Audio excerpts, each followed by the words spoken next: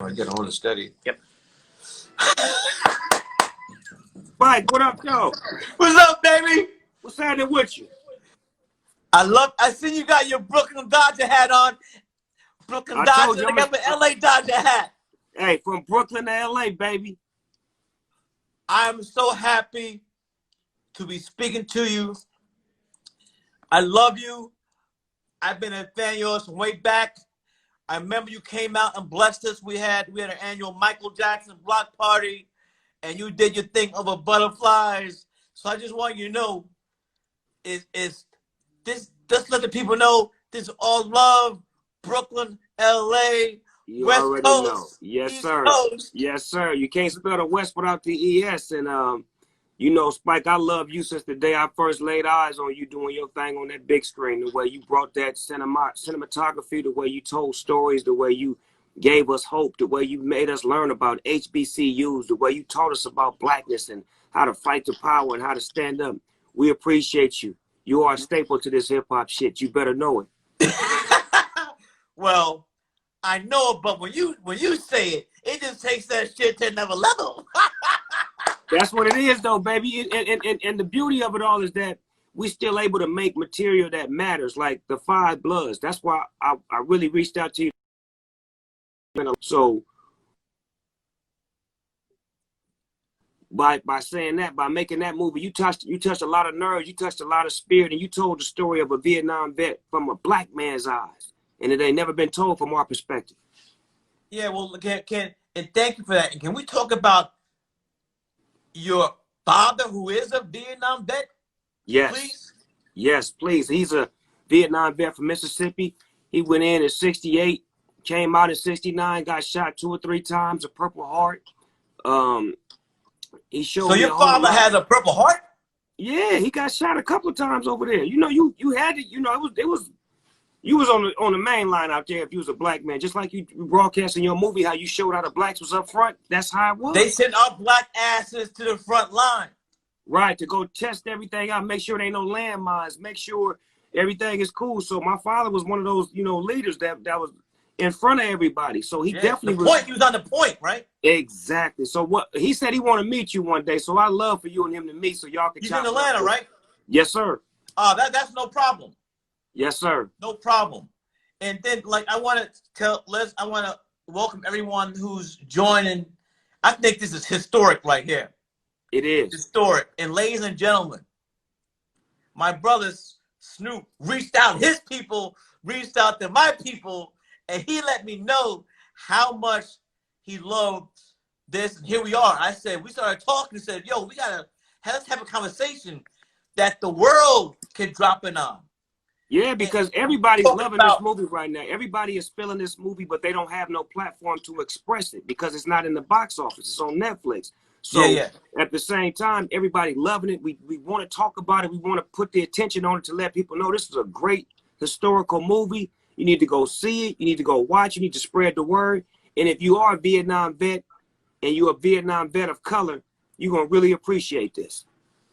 Thank you. Thank you. And another thing is that, my brother, everybody makes plans. The original plan was for me to be the first black president of the Cannes Film Festival. Wow. And the very first ever. And the Five Bloods is going to debut. It's the world premiere. The Five Bloods is going to be in the festival out of competition. The world changed. And Snoop, you know what I'm talking about. Because you're a great artist. Sometimes we do shit, we don't even know where it fucking came from. Right. That's right. Because that's not us. We put, you know what I'm talking about. Right. Where we put ourselves morally and spiritually in a place that we can accept the gifts. Yes, sir. That comes into us, and we be writing shit or doing shit like, you're like, damn, where the fuck did that come from? It's the spirit of God using you. Yeah, but you know it too. But the thing about it is that if you're living foul and doing some fucked up shit, you ain't gonna be blessed like that. Nah. You ain't gonna get that blessing. Nah. So many films, Snoop, has happened with this film. Like, I never knew. I even heard of motherfucking corona. I mean, I did not, maybe some scientists knew, but I did not know about that 19,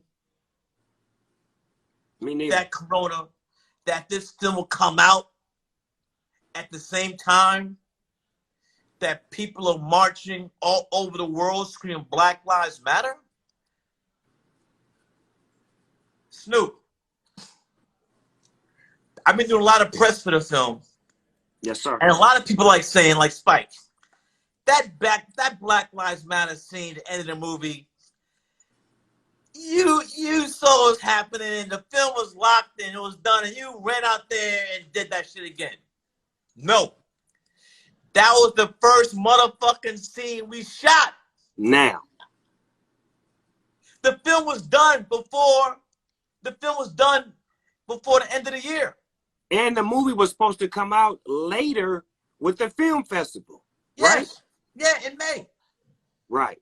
Snoop, on my mother's grave, that Black Lives Matter scene was the first thing we shot. That's the spirit. That's just like you just said.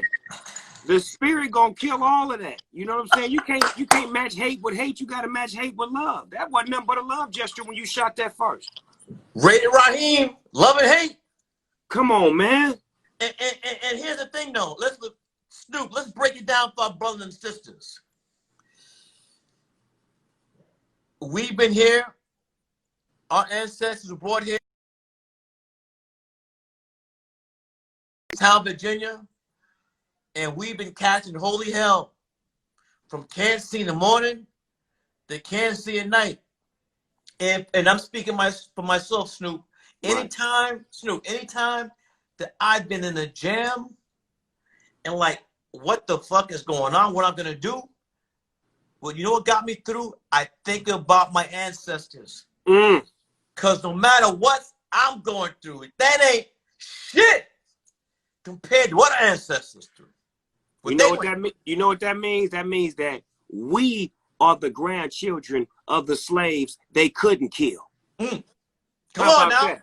How about that? I love it. Yeah.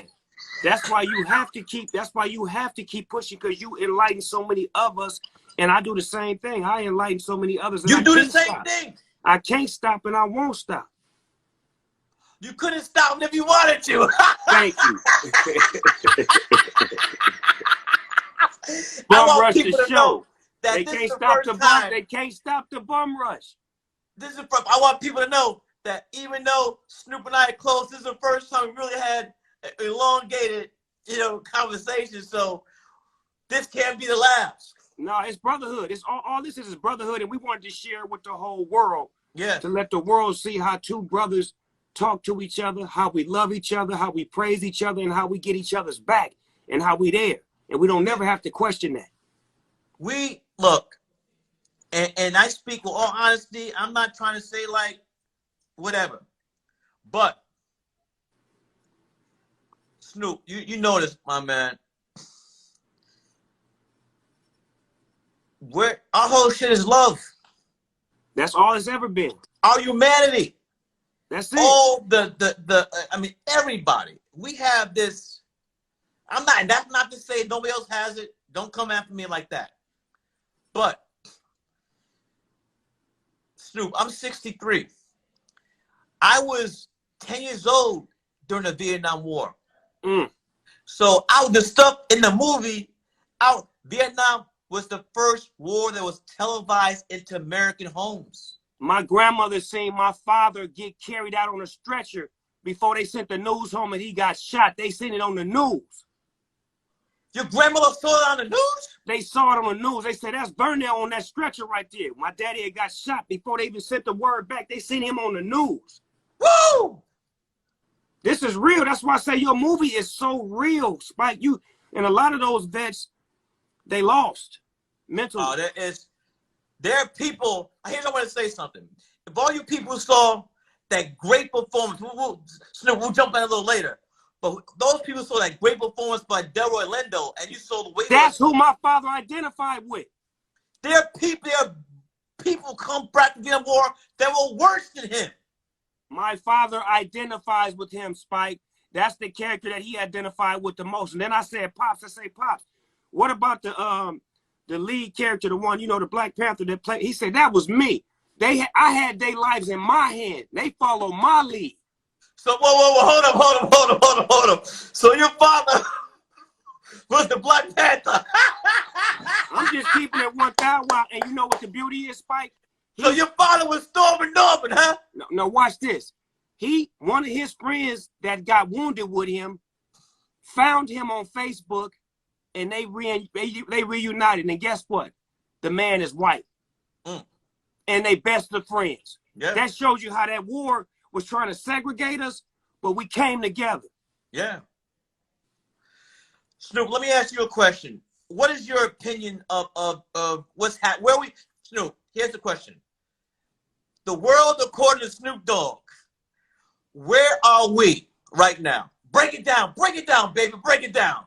We're in a world where we finally got a president to really speak the way America's been treating us for so many years. He's the actual voice of America that's been treating us like this for 400 years. And he woke up a lot of people. He woke up the good, the bad, and the ugly to where now we feel like we got to get his ass out of office. Everybody wants him off. Everybody wants him out of office. Agent Orange got to go. He got to be gone. Bye-bye. See you later. It's time for a new regime to show love and to spread love because America's crying out now. It's different when America cries back at you because that cry is loud. It's heard around the whole globe, and now it's in Paris. It's in London. It's in Japan. It's spreading because one thing about this Black culture is contagious. And once you get next to it, you got to have it. You know what? You got me high. I'm not even smoking. That's on the house, baby. That's for me to you. Oh, you know what? You must be smoking some very strong shit if you're in LA and I'm in Brooklyn and I'm getting high. Yeah, that's that cyber smoke, baby. And I don't even smoke. I got you. So, Spike, I got a question. What makes you make the kind of movies that you make that touch that spirit? What drives you to make those kind of movies? Snoop, my mother. For real? My dear mother. If you saw Crooklyn, Alfie Woodard played my mother, and Delroy Lindo played my father. Is that the perfect depiction of them? Yes. My father hated Hollywood movies. My mother loved movies. So since I was the eldest, I was my mother's movie date. Wow. So even though at a young age, I liked movies, but it wasn't until I got to college I thought about being a filmmaker. Right. And another thing I like to say, because right now, you mentioned historic Black colleges. My father went to Morehouse. Oh, so it's in your genes. Yeah. When my father was a freshman, Dr. Martin Luther King was a senior. Oh, wow. The same campus? Yeah. Martin Luther King III and I are classmates. The class of 79. That's bloodline right there. The reason why Edwin Moses is in the film, besides being the world's greatest hurdler, he's a Morehouse man. He was a year ahead of me, class of 78. I love how you did that, how you gave Crispus Attucks some. Yeah. Because I know about him through church. In church, they taught us about Crispus Attucks. I didn't learn about him in school. I learned about him in church. We should do plays based on Black historians. Yeah. And you could pick who you wanted, and I picked Crispus Attucks once upon a time. So that was so dope that you did that. And it not surprised me you would pick Crispus Attucks. I like what he stood for. He was gangster. And how old were you then? I was like 9 years old. You were bringing it 9 years. Now you were bringing it coming out the womb. Come on, man. I had great teachers. I mean, my mother took me to 70s Black exploitations movies. So I was with her to see all of the movies that were created in the beginning. So watching Black filmmakers and watching the Black superhero live and win at the end of the day. Yeah. That's what made me want to win at the end of the day and want to live, because before that, all black characters would die in movies. They would die first, or they would never make it to the end. Especially in a horror film. They always die first. When you see a nigga in there, you know if there's a horror film and there's one black guy, he ain't gonna make it. Dying first. He ain't gonna make it. But to finish my thing, my grandfather went to Morehouse. Wow. And then my mother went to Spelman. And my grandmother went to Spelman. So for those who don't know, these are two great historically black colleges that are across the street from each other in Atlanta, Georgia. Went full of women and men that are intelligent, that become the next future black whatever. Yeah. So my grandmother, I said this, so people, if you heard this story before, I apologize. My grandma was an art teacher. And she taught in Macon, Georgia, home of Little Richard, and Atlanta, Georgia. And for 50 years, my grandmother never had one white student because of the Jim Crow laws.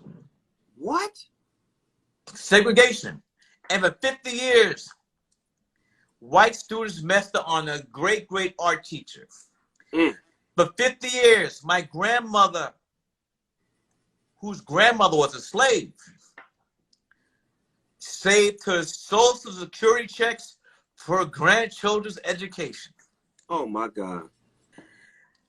Since I was the firstborn, first grandchild. You got it all. You got it all. I first did. So my grandmother put me through Morehouse, put me through NYU Film School, and gave me the seed money for she's gonna have it, because she just, for 50 years, you put shit in a thing and the money grows. Right.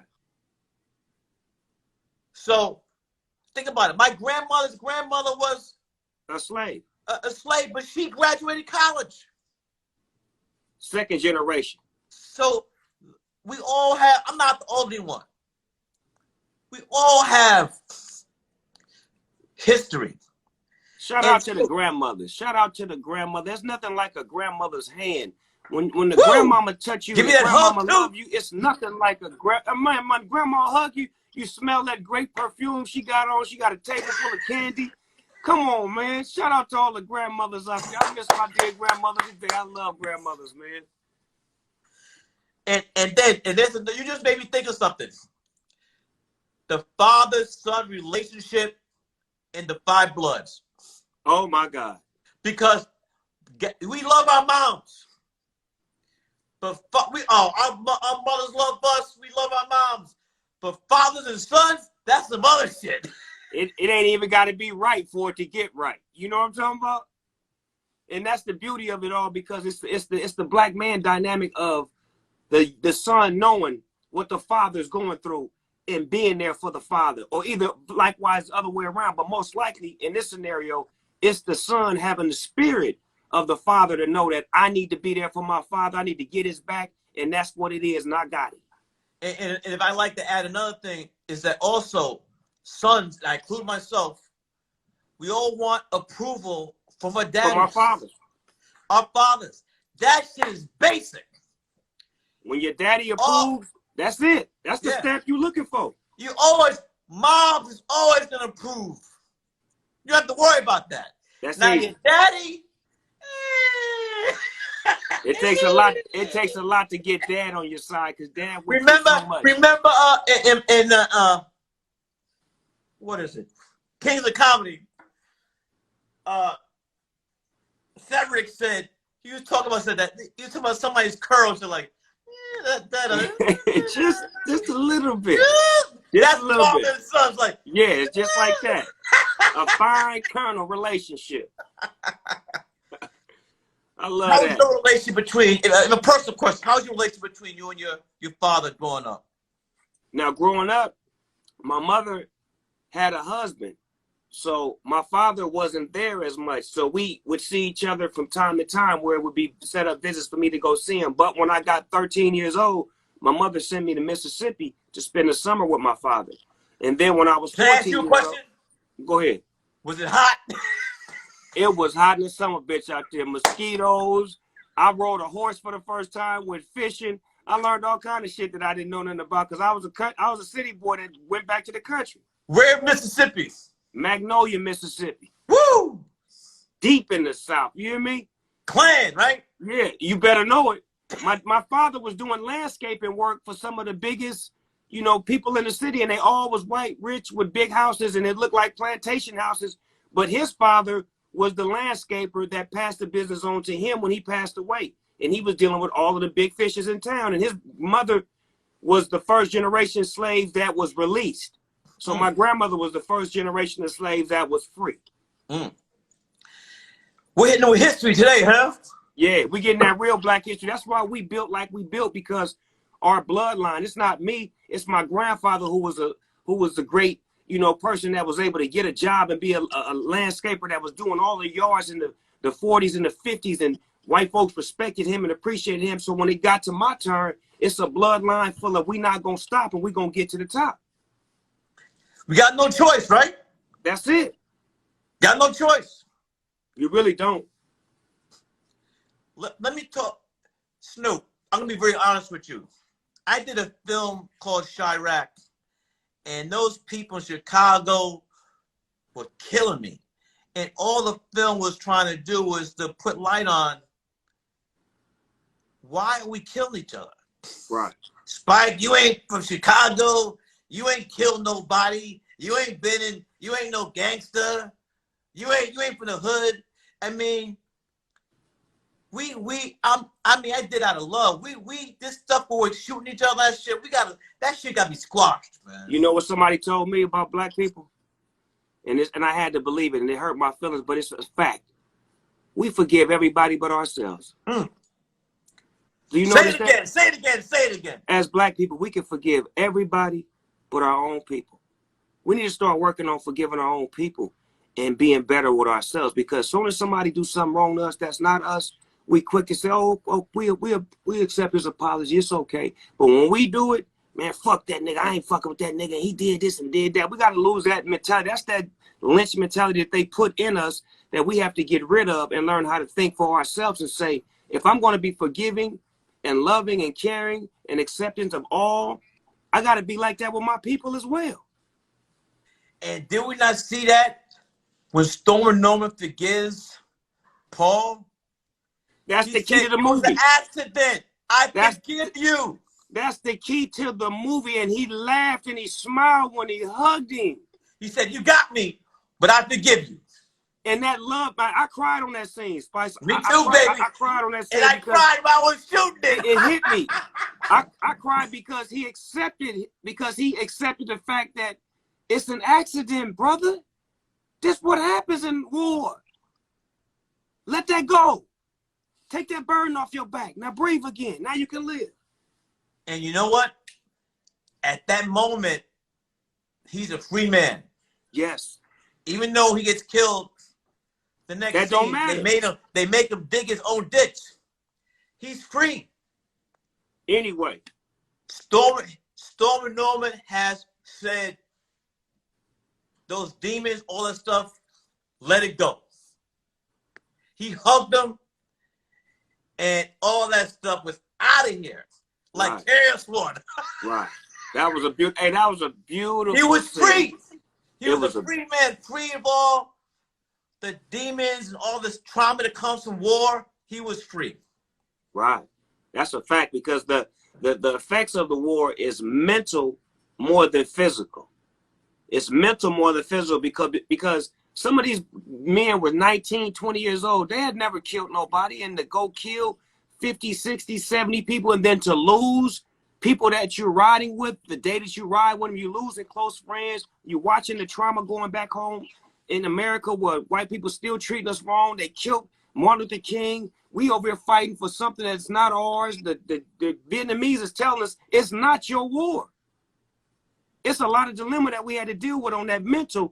That's why when I was born in 71. My daddy went through all this in 68, 69. So imagine what I was going to be when he went through that and I came through that. And you know what that reminds me of? A new field that people really starting to study. Post-slavery stress syndrome. That's a new one?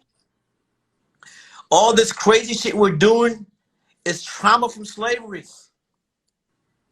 That's legit new studies. I agree with you. That we are still dealing with. You know, slavery ain't that long ago. When you look at shit on the world history, that's just like yesterday. We're still dealing with this. Right, and then the effects of slavery was genetic. Like when you go into that mind, that becomes genetics. And then you start training that mind, and you put in that fear, and it's like it trained us. But you got a lot of minds that were strong back then. That's why I say we are the ones who they couldn't kill, the ones that we couldn't brainwash. It was some that was strong like us back then. We just got to push forward and let that be the objective and not be the subjective. Let's talk about Rodney King. And here's the word. I'm not saying riots. Uprising. Uprising. Can you talk about that? Because I'm watching CNN and people like acting like this shit's never happened before. Oh, I mean, this is repeated history. It was before us. It happened in Watts. It happened in Detroit before I was even born. But when it got to my era in '92, we had witnessed Rodney King get beat by several police officers, and then they got charged finally. Then when they go to court in a city called Simi Valley, which is 100% white, with all of their peers, and they get found not guilty. So naturally, the people rebel by saying, if they not guilty and they above the law, it's time for us to be above the law. So we protested for a different reason. It wasn't about Black Lives Matter. It was about us trying to be on the same level as the law, because we felt like the law was lawless. And if they do a crime on camera, they still not going to be convicted. So we was like, you know, we might as well do what they doing. And we had no understanding or direction. We just knew that we had the spirit of, we want to tear up some shit. And once we got together, it formulated the Bloods and the Crips and the Latinos and all of the street soldiers. I don't call them gang members. All of the street soldiers got together and unified and connected, and it created a peace treaty. It created conversation and dialogue from street soldiers that had been shooting each other for years. Now they could parlay and converse and have meetings and dialogue and become brothers. And from that, from '92 to now, look at the rap game. Look how many Bloods and Crips together and not killing each other based off of that movement. And watching, you know, CNN and whatnot, LA looks beautiful. Black, white, brown. LA is represented to the fullest, because we've been there, and their pain is our pain, and our pain is their pain. It's not about color. It's not about race. It's about the human race. It's about us in general feeling that sympathy, that compassion, that spirit that you got, that God gave all of us. When you see somebody wrong, you feel bad about it. When you saw this footage that everybody's seen it again and again and again of our Black sisters and brothers just being, it was like this shit's on a loop. What do you think, my brother Snoop? My first impact is to fuck up some shit and kill something, and that's just me. I can't even lie. That's my first impact. But then the me in me has to stay calm and say, what can I do to help the situation, as opposed to put more fire on the situation. But my natural instinct is to want to get out and fuck up something, because I'm sick and tired, and I'm tired of being sick. So where you see us going, my brother? I see us going way further than we were going to go before, because we have everyone's attention now. Yeah. We have everybody awoke now, and it's a people problem now. It's not just a black problem, it's a people problem. And you see police, you know, being reformed. You see people quitting. You see people showing their true colors. Races coming all out from different sizes. You know, people donating money. You're seeing the true people on for who they really are, and this is what we need. Take that sheet off. Take that curtain off. We need to know who you really are, because we can't take ours off. Our shit is with us forever. We can't take this shit off. but you could take your shit off and flip it and flop it. So we need to make sure that we talking to the real you. Yeah. This thing is for me, it's been just a great feeling seeing people all over the world who were just appalled by seeing in reality a snuff film the last 8+ minutes of our brother King Floyd. I mean, how do you look at that and not think of Eric Gardner or even Ray Raheem or I mean just brother man jogging down a neighborhood, shot down I don't know if you've seen, but immediately when that happened, I went and found the footage from Radio Raheem getting choked out in that movie, Do the Right Thing. And I know it touched a lot of nerves, but it was just me showing people that if a man could depict this in a movie 20 years ago and this shit is still happening. 31 years ago. Right, but I'm just speaking just, terms that they can understand, over 20 years ago, and it's still happening, and it's happening now with the camera there. This is a movie camera that filmed it. We have a phone of witnesses watching this happen. We have audio of the people calling from the station saying, hey man, what's going on over there? You have people trying to stop it and they wouldn't let them. So it's like, this is a modern day lynching. This is what they used to do to us in the slavery days, make all of the people come and watch, take a picture, then put the picture on a stamp and make that the stamp on a postcard. Yeah. That's how they did us. So Snoop, we gotta do what we can to mobilize our people. We gotta register to vote. Voting is key. This is the thing. Let me say this. If we don't vote, Donald Trump is in office again. It's simple as that. Because his motherfucking peoples is going they going. So we got to look at it like this. If we don't vote, he in. But if we do vote, his ass is out because we the majority and the majority rules. He can't rig the system this time like he did against Hillary Clinton. It can't get rigged this time. We got eyes on it now. Yeah.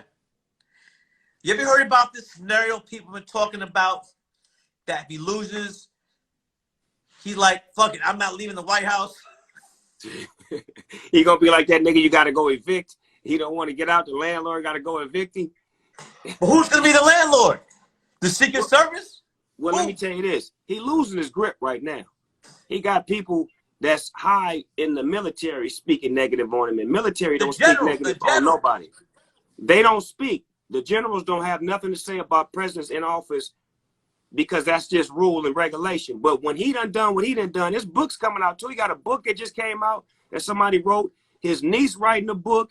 He got it's all kind of, his world is closing in. Then he gonna say yesterday, Colin Kaepernick should be given a job. If you don't shut the fuck up, we don't want to hear that shit, motherfucker. You was not what Colin Kaepernick. All the black players, NBA sons of a bitches. Straight up. So we don't want, your apology is non-void when it comes to Colin Kaepernick and the NFL. Shut the fuck up and go watch golf or some shit because the NFL ain't for you. And the NFL finna get their shit right because they out of pocket for blackballing Colin Kaepernick. Them fucking owners need to get off their ass and start giving some fucking black people opportunity to be more coaches, general managers, before we shut y'all motherfucking asses down. Because I say to the players in the league, in the world right now, I would be like, fuck that. I ain't doing shit till you motherfuckers give us what we want. We want the same deal baseball get. Baseball get a fucking guaranteed contract. Well, our shit is not guaranteed. We need that same shit the baseball players get. Nobody even watch baseball like that. NFL, NBA need guaranteed contracts, point blank. Yeah. We need owners, we need general managers, and we need fucking coaches. If y'all don't want to let us play on y'all field, fuck y'all, we won't play. It's hurting their pockets more than it's hurting ours. People got to know and understand that it's not going to hurt us as much as it hurts them. They need it. That's why they're trying to make everybody go to fucking Orlando and go to one location and play so they can try to suck all the money up. But the players getting smart. Now they talking back. All the players like, I don't want to go. I don't want to go either. Now it's starting to be rebellion. What do you think about this guy in the office, Agent Orange, is having a speech on June 9th in Tulsa, Oklahoma? Then he said he created Juneteenth. He said he the motherfucker that created it. he get wilder and wilder. Spike. I mean, he's a straight. If he was a cartoon, he would be motherfucking Leave It to Beaver or motherfucking Beavis and Butthead. One of them. Have you ever met him before? Yeah, I met him. I did his roast. I roasted his ass on the Comedy Central show. I was on there talking bad about him. To his face. What about Snoop for president? Yeah, I mean, why not? Not why? I mean, I got the people behind me, and I'm a fair guy. I mean, I'm about everybody. I'm about the people. I vote for you.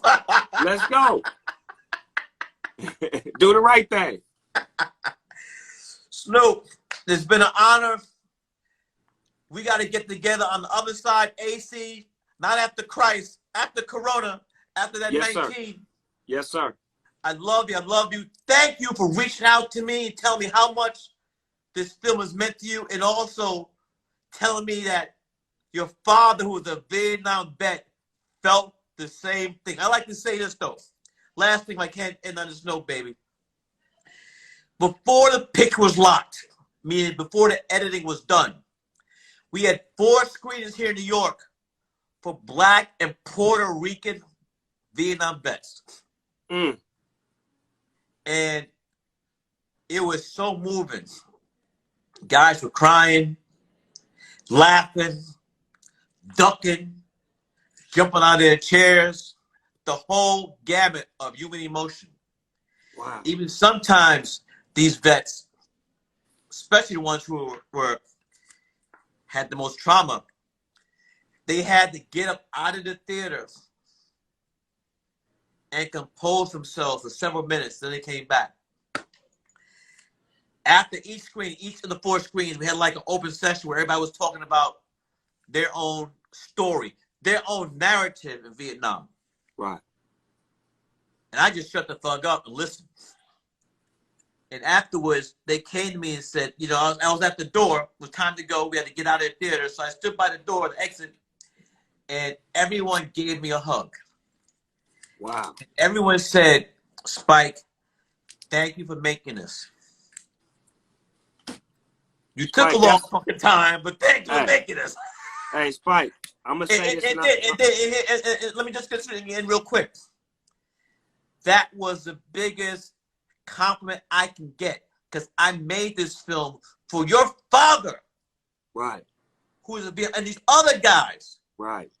Who've not, for the most part, not seen themselves on screen. Right. Taken from their viewpoint. And I'm not, we got to love the Apocalypse Now. You know, you see the homage and stuff like that. But in general, I made the film for Black and brown Vietnam vets. And for those guys, and for your father to say, thank you, that is all the motherfucking validation I need. Well, get ready for the Oscar, because you got that coming too. Fuck that, I'm loud. Fuck that. Spike need a fucking Oscar. Quit bullshit. Break bread or fake dead. He need an Oscar. This shit is amazing. All right, man. Take care. Love you. Love you too, Spike. I'll be back with you soon, baby. All right. Be safe. Go. Yes, sir. Love. LA. Hello, Brooklyn Zoo.